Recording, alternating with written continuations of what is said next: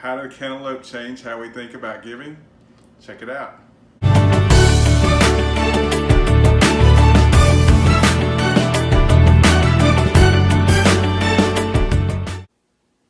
Hi guys, so we've been talking about living life intentionally, and we've had a whole series of videos that we've done. Just to recap, the first one we specifically talked about how a dollar store notebook changed our lives. Just writing our intentions down in the notebook gave us enough accountability to get some traction going and just start making some amazing things happen in our life. In video 2, we talked about we talked about the importance of getting out of debt, and we set our minds toward changing our lives by becoming debt free. And so we said we'll commit to 6 months of being crazy radical, and we did, and we didn't get out of debt in 6 months, but we made such a huge transformation in those 6 months in our finances. It's changed everything now. So it was so worth it. Absolutely. And then in video 3, we talked about parenting, intentional parenting, and the goals that we've set for our children. And because we have small children and adult children, you know, we've had a little bit of results with things we've tried, and we still have some more. Maybe we'll get even better as we go. By the time we're 80 years old, we'll have it all figured out, right? So maybe not. So today we're talking about one of our favorite ones actually to talk about, and it's the fourth one. It's about giving. And this is where a lot of people really, when the rubber meets the road, it's kind of tough because you know, we're running short on funds or whatever it may be. We feel like that we can't afford to give. And I think we've been there ourselves, right? Since we've been married for almost 22 years, and early in our marriage, there was times that we felt like that it was tough to give, but it's really important. And I think at least for half of our marriage now, we have been very committed to giving, and we've seen the power of giving. And so just for instance, in our finances, why it's so important, I think we can go back to several years ago when we heard this sermon from this pastor on TV who actually was talking about giving, and he actually pulled out a cantaloupe. And I was like, well, he's got me because he's talking about this cantaloupe, right? And so we're paying attention. And he takes a knife and he cuts the cantaloupe in half. And, you know, you got all those seeds in there. And basically, slimy seeds, right? And so what he did is said, when we keep everything, we leave no room for seeds to be sown. And so basically, we're just taking them out and throwing them in the trash. And there's nothing to multiply. There's nothing to grow anything. There's nothing to produce more fruit from them because we've just thrown them away. And that was a very powerful thing for us. And so we realized at that moment that it was very, very important that we begin to give. We already knew it, but it was important that we do it and we were consistent with it. And so we began to tithe faithfully. And I know everybody talks about it and it's kind of cliche and everything, and pastors are supposed to talk about it, but we can honestly say that we have seen God show up and do amazing things, whether it's in our health or our finances or favor in lots of areas. But the truth is, even if he didn't, we're still supposed to do it. And the thing that we've seen over the years is that it's created a mindset in us that when the first thing we do is we tithe and we give, whether that be a tithe or an offering or both, it changes our mindset to that fact that everything that I've got is not mine. It's God's. And I am fortunate to have what he's given me, and I'm going to give that back to him, to the church, to the missions, or to my neighbor, or whatever it is that I'm giving, and it puts me in the right mindset. And I realize that I'm only a steward of what he's given me. And so it's so important.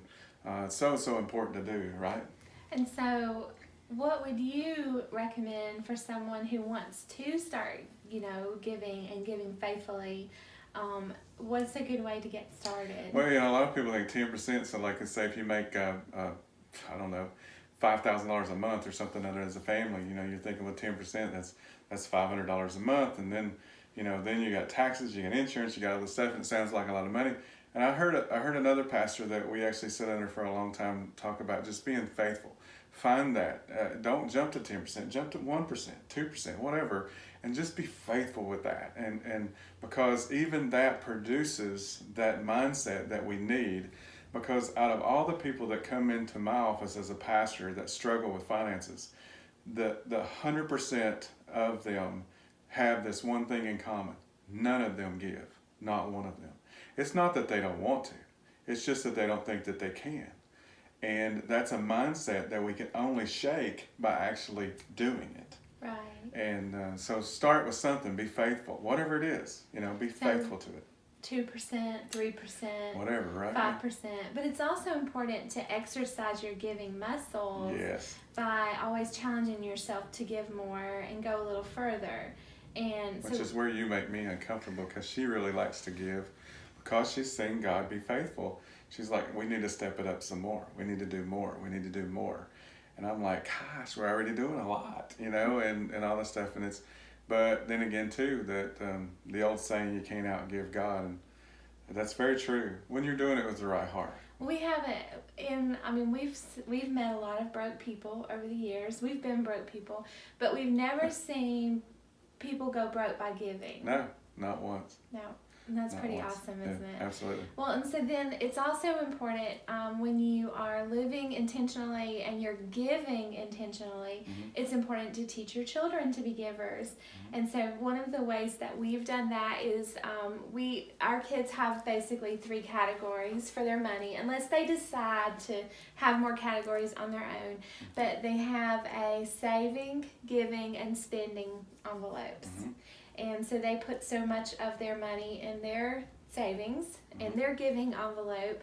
And we do teach them 10% because that's easy math. Well, it is, yeah. And we do 10% into savings, minimum, 10% tithe, minimum, Yes. and then 80% to do whatever they want. Right. And so we've shown them, you put a little bit in this envelope and a little bit in this envelope, and you still have a lot in your spending envelope. And it's really cool, and they get it. It's not difficult. It's easy math. Yeah. And they get it, and they really love it. And we've seen things like a year ago we sponsored a bunch of water filters in Liberia, and when you're the pastor of your own kids and you see envelopes come in where one of your children has dug out of their savings to sponsor 3 water filters. Well, dug out of their spending. Out of their spending, Yeah. to sponsor 3 water filters. I'm crying right now because I sit in my office and I cried. Or when someone posts on Facebook about an envelope that's left under their windshield wiper with a gift card that completely touched their heart and turned their whole day around because they've been going through some really tough things. Yeah. And one of your other children whispers and says, my sister or my brother did that. That's really cool. It's really fun. And we can refer back to the parenting video where we shared that in our experience, children do what you do, not what you say. Exactly. And so if you want children to be givers, you have to lead by example and by being a giver. Yeah. But they catch on really fast, and they see really quickly how awesome it is and how much it adds to your life to be a giver, to always have your hands open so that things can flow into them and out of them easily. Yes. And so another aspect of giving that we like to talk about besides faithful giving is sometimes there's a reason to be sacrificial giving. Yeah. Sacrificial giving is tough because, and we recently talked about this at church, as a matter of fact, about the power of sacrifice, and that we let, we believe that our enemy is ourselves, and also that we believe our enemy is the devil, but usually it's ourselves more than it is anything else, and we will let things get in the way to pervert or to prevent that sacrifice. And it's so important that we do it. Anytime we read in the Bible where there was a sacrifice, there was always a greater result than the sacrifice. Even when that sacrifice was done for evil, it was still a greater sacrifice. The king of Moab in Scripture actually sacrificed his oldest son to win a battle, and it was completely evil, but it worked. And so there's a lot of power in that sacrifice and sacrificial giving. And so, interesting enough, we don't at our church we don't take up offerings. People just give, and it works. They do it on their own. But recently we did have an offering, special offering for missions, and there was somebody who dropped an offering in that actually it was an envelope. We didn't announce it ahead of time. It was a last minute. Like they had a 5-minute warning, right. basically, yeah. And so they, in an envelope, actually wrote on it along the lines of the widow, how she gave the parable of the widow who gave, 2 pence, 2 mites, whatever you want to call it, and they had put a dime and 5 pennies in it, and that was to go to this mission. And the point is, we don't know who did it because it was anonymous, but I think their message was that they were giving everything they had. And it really, I kind of laughed whenever the trustee that brought me the envelope and said, check this out. I laughed, but then the more I thought about it, I thought, it's really powerful, because we tend to cheat ourselves from that blessing because we're not willing to make that sacrifice. And they just give everything. It's, God doesn't need my money at all, right? I mean, he totally does not need my money, but that obedience of giving everything that they had, and everybody else that gave more financially, but it's just amazing. It's an amazing thing. And we just can't wait to see how God uses that 15 cents to work in that other country, which we do missions in Guatemala and Liberia and support other partners in various places and stuff. And the thing about giving is it's not about what you can do for others. It's not about what you do for people by giving. It really is about what you do for yourself by giving. Yeah. The benefits are really the givers. And there's a saying that when I was a little girl, I always heard at Christmas time, it's better to give than to receive. And when I was a little girl at Christmas time, I did not see their point at all. But I can say over the years, after practicing becoming an intentional giver, that I really do see the benefit of being a giver, and that it is better to give than to receive. Absolutely. And so when you choose to live intentionally, to live a life intentionally, you will find that giving is going to be a very significant part of that lifestyle, and it's going to add tremendous value to how you live your life. Yeah, and I think the one thing that giving really does for you is it opens it up, because everybody's always saying, well, tomorrow I'm going to do this, or tomorrow, or when I have a lot of money, I'm going to be able to do this and do that. But if I can't do it with what I have right now, then I'm not going to do it when I have more. Right. And I'm probably not going to have more if I don't be faithful with what I've got right now. Right. And part of living intentionally is that you recognize today is all you have. Yes. The past is gone and the future is uncertain. Absolutely. So everything that is important to you and that you value has to happen in the present. Right now. Yes. Yeah, absolutely. So hopefully this is helpful for you guys. I mean, it certainly, we know from experience, so we're just talking from experience, right? How it's been a blessing to be able to give. And now we really look forward to more and more of it. I feel like in the New Testament church in Acts, whenever we see that the New Testament church first started, they were selling off stuff. It says they had favor with one another. They met, they ate, they did all these things together. They lived life. They took care of each other. There was no government welfare system. There was none of those things. They were their welfare system. If somebody had a need, they just went out and did it. And I think the reason they did is because they knew that God would absolutely make up whatever they just gave away. And because why wouldn't he? Because if he sees that we're faithful with what he gives us, why wouldn't he give us more?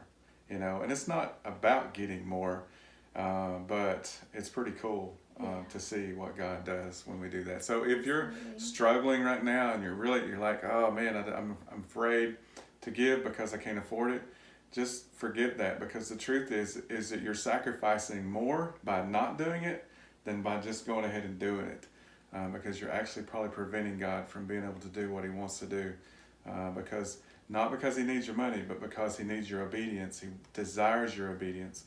And he wants your mind to be able to change, to be geared toward what he's wanting to do. And giving unleashes that. Absolutely.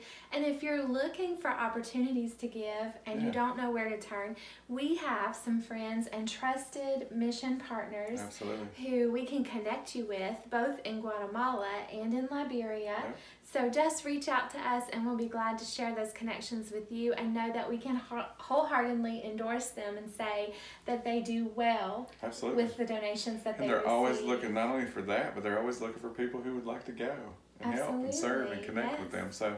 So let us know. We'd love to hear from you. Don't forget to subscribe to our channel and show us some love in our Instagram and Facebook and everything else. And if you like what we have to say, share it with your friends. Yeah, absolutely. So hopefully this is helpful. Have a great day. Don't forget, give away, right? Absolutely give away. And it'll be returned to you.